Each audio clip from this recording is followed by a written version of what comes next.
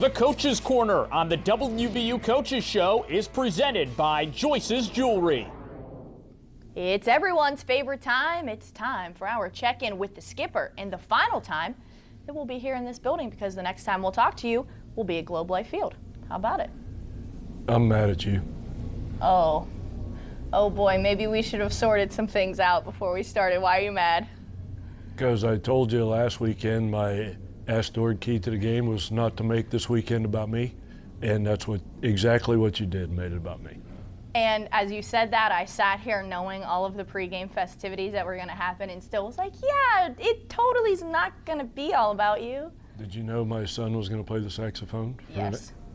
You knew that and didn't tell me? Yes. We knew about all of it, didn't tell you. Thanks for coming. This show's over. But you know, for someone who had said he didn't want the weekend to be about him, they sure pulled out all of the stops for you. You felt the love from the saxophone, the first pitches, that nice Penguins jersey. I know, right? With Sydney's autograph on it. I know you checked. You got the magnifying glass out, probably. I did. No, that was cool. I wanted it to be about baseball, but I don't know, maybe because, I don't know, whatever happened, our guys played pretty well. So, good on you.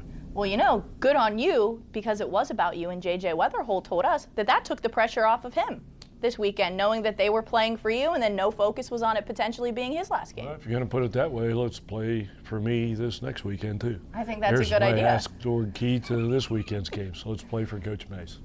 While it was a very nice weekend, per your wishes, we won't get into any of the mushy-gushy stuff because I cannot keep crying whenever it comes to this stuff for you. I just can't. So let's talk about the actual baseball.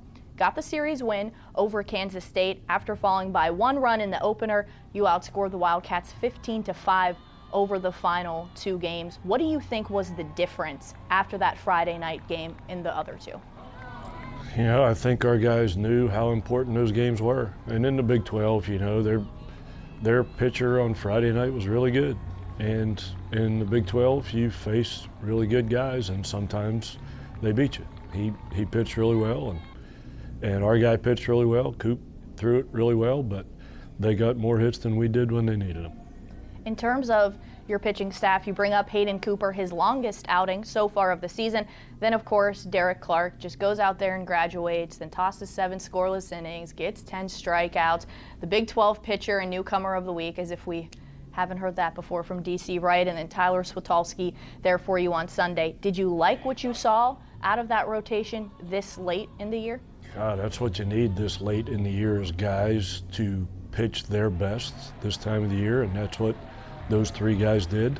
That was the highlight, other than Wham playing the sax and Sierra throwing a strike on the first pitch.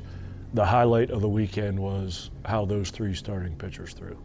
So this weekend you close out the regular season on the road at TCU. So let's get to our keys to the game, brought to you by Astor Auto of Charleston. I'm going to try to come at you with a 2-parter again, but that didn't work so well the first time. We'll see how it goes. My first question about TCU.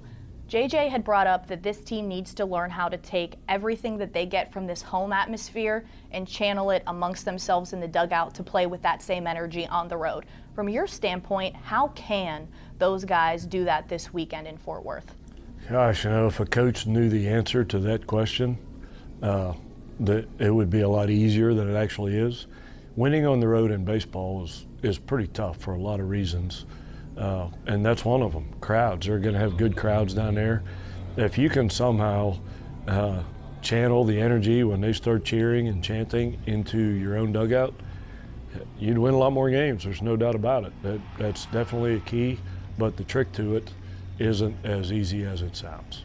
Yeah. Well, if it would, then, you know, we wouldn't even need your keys. We would just know that you would be coming back for the sweep. A what? You said a sweep?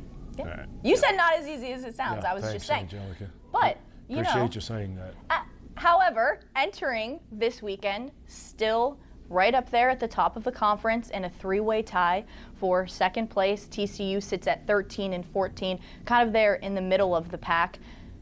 Maybe an understatement when I say this is a critical weekend for the Mountaineers. Gosh, the way the tournament format is this year, with the byes and the jacked up schedule, you need to finish in the top 4 for sure, because you can get a bye early in the week. So to say these games are super important is an asterisk understatement. Well, we'll get to talk to you about these super important games and some other important ones when we check in with you next in Arlington. But we're not overlooking TCU, so first we do wish you the best in Fort Worth as always, Coach. Okay, that's going to do it for us on this portion of the WVU Coaches Show. We'll be right back to wrap up this episode. The Coach's Corner is presented by Joyce's Jewelry, building trust, loyalty, and relationships for over 40 years.